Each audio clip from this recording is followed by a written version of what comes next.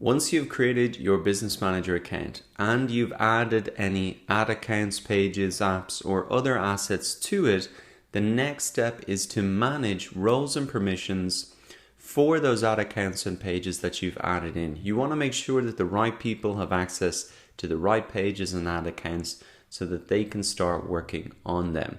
So to do that, what you need to do is come up into the top right hand side here, click on Business Settings. And then we're working in the first tab here that really says People here. Now what you can do is move up and add new people. So if you were a company, what you could really do here is add in any employees, or if you had somebody running ads on your behalf, this is where you'd be adding them in. Now equally, this is the process that somebody will be doing if they were to hire you as a freelancer or working on their ad accounts. It's important that you understand the process from their side so that you can guide them through it if they have any confusion about it. So the first thing that you want to do is add the person's email address that you want to give access to the pages or ad accounts. So as an example, you can just really just put in any email here. You can just remove this later. In most cases, you will select them as a Business Manager employee, and you can see that that gives them less permissions. They can't change any business settings, remove employees, manage permissions, etc. So I'm just going to add this example person in here. The next step then is to assign pages to this person. So I've just got one page in this example Business Manager account, so I'll select this here. Next, we want to assign the roles for this person for this actual individual page. And you can see that there are 5 different roles here: admin, editor, moderator, advertiser, and analyst.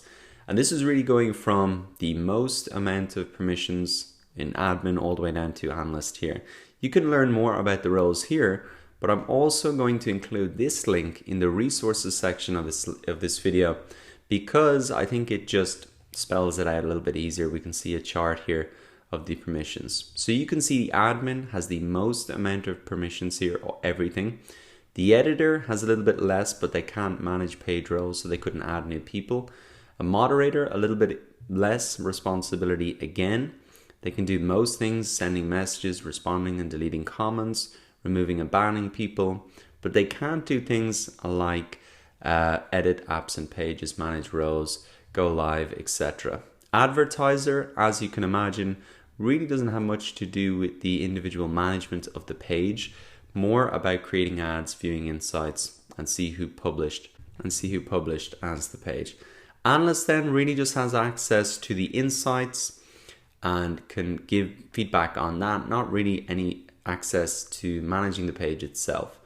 Now, live contributor seems to be a new category, as you can see, just allows people to go live from a mobile device. So I think this chart breaks it down really easily in terms of the different responsibilities. I'll include this in the resources section of this video. So for now, what I'm going to do is come back into my Business Manager here. I will just select this person as an advertiser for an example. Then I need to select the ad account that they can have access to. Because they're going to be an advertiser, this is one of their responsibilities. So I can select that, and then once again, they're going to be an account advertiser.